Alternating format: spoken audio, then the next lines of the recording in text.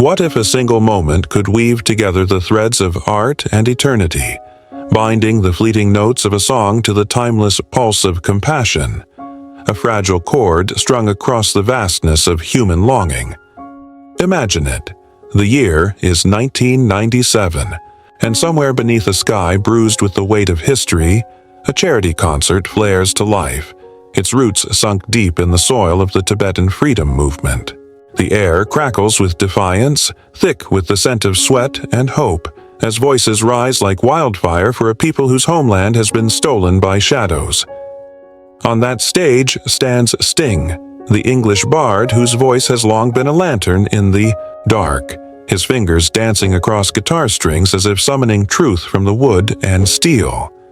And there, perhaps in the crowd or perched quietly at the edge of the spotlight, is His Holiness, the 14th Dalai Lama. His eyes twin pools of stillness, his presence a soft thunder rolling through the chaos of a world at war with itself. Oh, how this meeting sears itself into my imagination. A collision of worlds so vivid I swear I can hear the chords trembling in the air, blending with the monk's gentle laughter like a hymn from some forgotten Eden. It's no mere footnote, scratched into the margins of time. It's a flare of light bursting through the gloom, a cry from two souls that dares us, dares me, dares you to ask, can a melody and a prayer, fused in the heat of a single night, mend the fractures of our existence? I stand here, decades removed, my heart pounding with the weight of it, and I beckon you, yes, you, wherever you are, to step into this moment with me, to feel its pulse thrum beneath your skin, to ponder its echo through the tangled lenses. A philosophy, emotion, and a yearning that claws at my chest like a beast I cannot tame. The scene unfurls before me like a dream stitched from borrowed threads of history, and I'm powerless to look away. It's 1997, and the Tibetan Freedom concert series, born from the raw, rebellious compassion of the Beastie Boys and the Milarepa Fund, has grown into a global roar, a tidal wave of sound and solidarity crashing against the walls of indifference. These concerts, sprawling across cities like New York, San Francisco, or perhaps some European shore kissed by ancient winds, are more than performances. They're battle cries for a Tibet suffocating under the boot of occupation, a people whose prayer flags still flutter in defiance of silence. Sting, Gordon Matthew Sumner, to those who knew him before the world crowned him a rock god, steps onto this stage not as a stranger, but as a pilgrim. His hair is cropped close, his jaw sharp as a blade, but there's a softness in his gaze. A flicker of the boy who once dreamed beyond the coal-dusted streets of Newcastle. By then, his songs had already painted him as a poet of the soul. Fields of gold, unfurling love across barren plains, every breath you take, weaving obsession into a haunting lullaby, fragile, trembling with the brittle truth of our mortality. Oh, how those melodies have burrowed into me over the years, their notes like splinters lodged in my heart. But this night isn't about charts or fame, it's a pilgrimage, a surrender. I can see him now, his lean frame taut with purpose, his voice soaring above the sea of faces like a bird breaking free of its cage, each lyric a plea, a prayer, a mirror held up to our shared fragility. And then there's the Dalai Lama, Tenzin Gyatso, the 14th in a line of spiritual shepherds, a man who carries exile like a crown of thorns and peace like a river in his veins.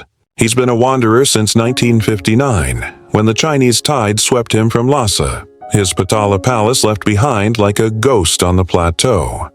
By 1997, he's a Nobel laureate, a voice for nonviolence who'd stood before the world in 1989 to accept that prize with hands that trembled not with pride but with the weight of his people's suffering.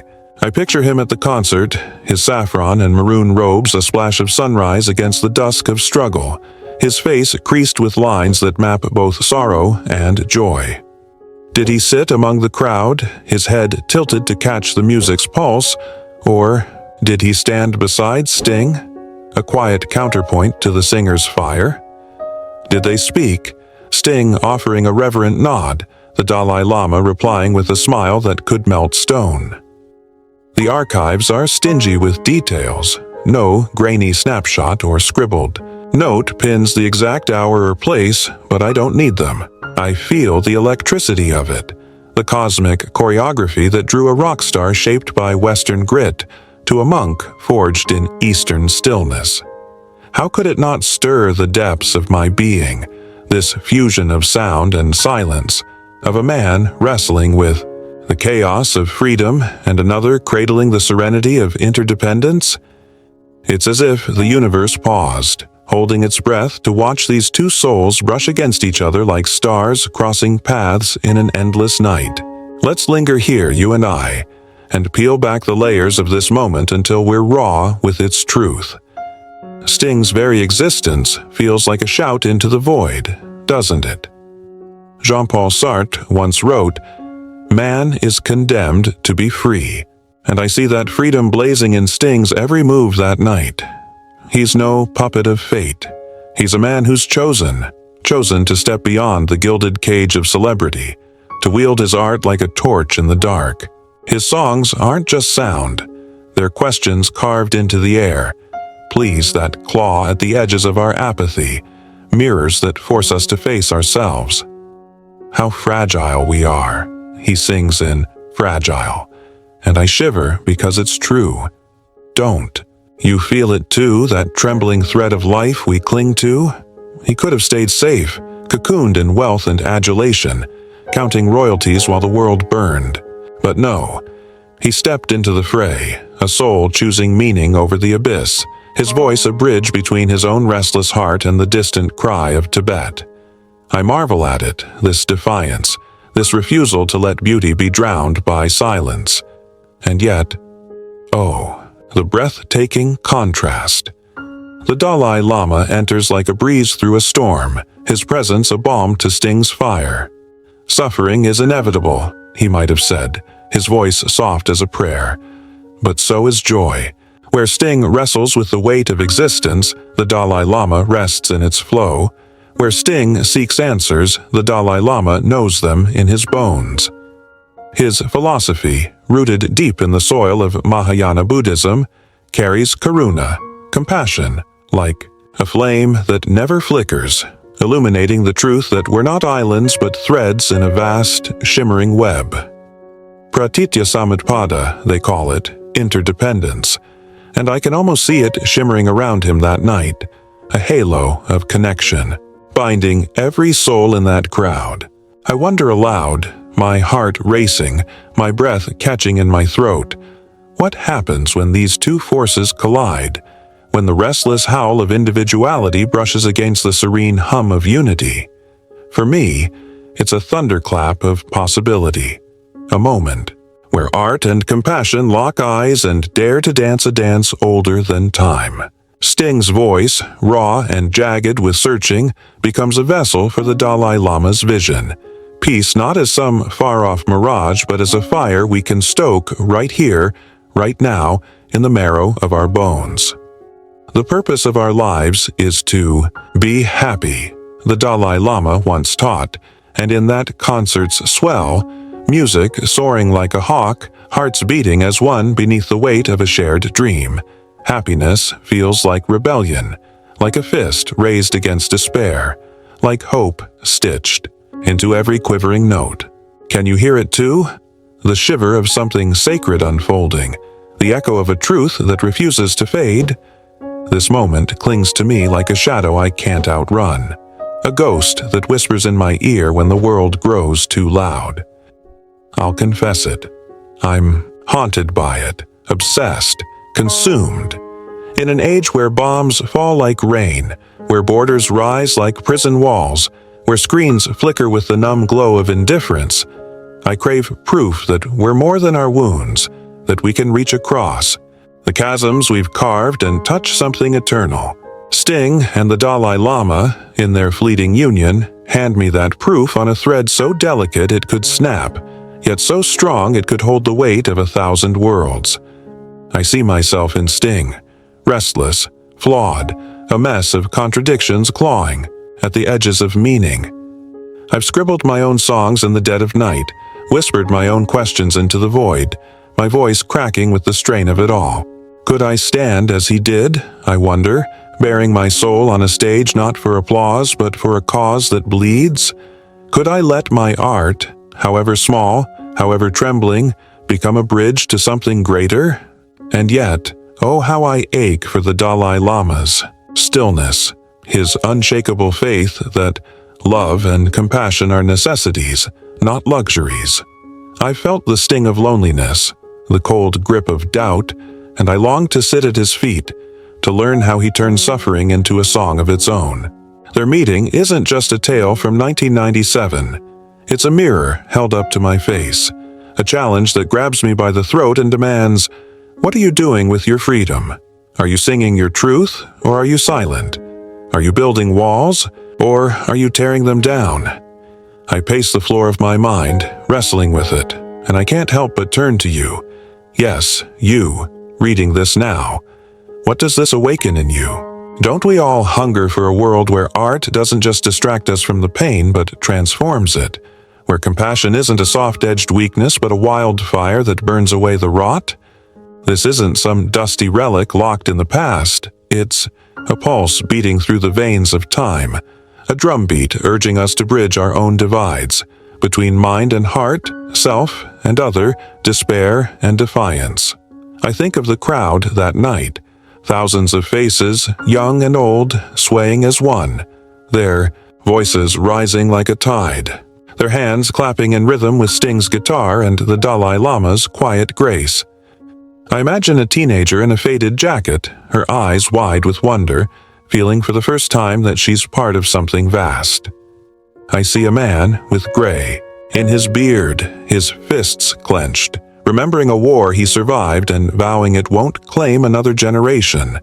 They're there, in my mind's eye, and I'm there with them, swept up in the swell, my own voice joining the chorus because this is what it means to be alive. Look at them now, in the theater of my imagination. Sting, strumming chords that pierce the heavens like arrows, his sweat gleaming under the lights, his breath a fog in the cool night air. And the Dalai Lama, radiating peace like a lantern in a storm, his hands folded in his lap, his silence louder than the amplifiers. Together, they embody what Martin Heidegger called Mitsein, being with, where life ignites not in isolation, but in the sacred space. Between us, I can't shake the vision, thousands swaying, their shadows merging into one, united by a monk's gentle words and a singer's fierce cry. It's a slap in the face to our fractured age, a middle finger to the cynics who say we're doomed to drift apart. If you want others to be happy, practice compassion, the Dalai Lama teaches. And here compassion wasn't a sermon etched in stone. It was alive, thrumming through every lyric, every cheer, every tear shed for a Tibet that refuses to be forgotten. I close my eyes and I'm there, the music washing over me like a baptism, the Dalai Lama's presence a hand on my shoulder, steadying me against the tide of my own doubts. Peace feels so distant sometimes. Don't you feel the ache of it? The way it slips through your fingers like sand? Yet this moment whispers a secret. It begins with us, with the choices we make, the songs we sing, the hands we extend across the void. I think of Sting's life beyond that night, his rainforest foundation, his battles for the earth's green lungs, his voice never quieting, and I think of the Dalai Lama's endless road, his tireless talks in packed halls and quiet monasteries, his laughter a defiance of despair. They didn't stop at 1997. They carried that flame forward, and it lights me up inside. I wonder about the song Sting played that night. Did he offer Fragile as a gift to Tibet? Its melody a fragile thread tying their struggle to ours? Did the Dalai Lama hum along, his lips curling in that knowing smile, seeing in the music a reflection of his own teachings? I picture the crowd singing back, their voices rough and ragged but alive, so alive, and I feel a lump in my throat because this is what we're capable of, this messy, beautiful collision of art and soul, It's not just about Tibet, though their cause is a wound that bleeds still. It's about us, all of us, every trembling heart that dares to hope.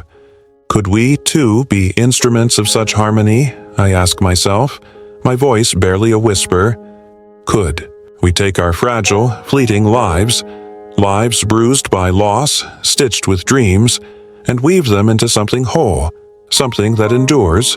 So here I am, decades removed, cradling this meeting like a flame in my cupped hands, shielding it from the wind of forgetting.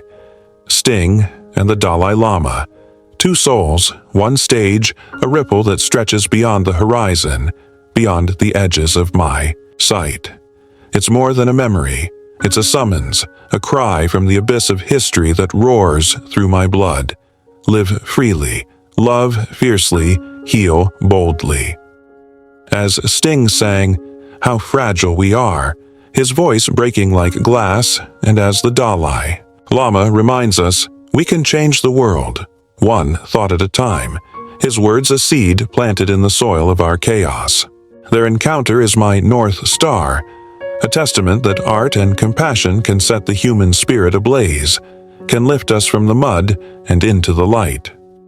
Oh, what a gift to glimpse it, even through the haze of years, even through the filter of my own longing. It shakes me awake, it moves me to sing, to care, to be. I see Sting's guitar resting against his chest, the Dalai Lama's hands folded in quiet strength, and I feel them urging me, urging us to step into the fray, to make our own music, to weave our own peace. And so I turn to you, my voice, trembling with the weight of it all, my heart laid bare. Will you let it move you too? Will you step into the dance, into the wild, wondrous chaos of being human, and let your soul sing?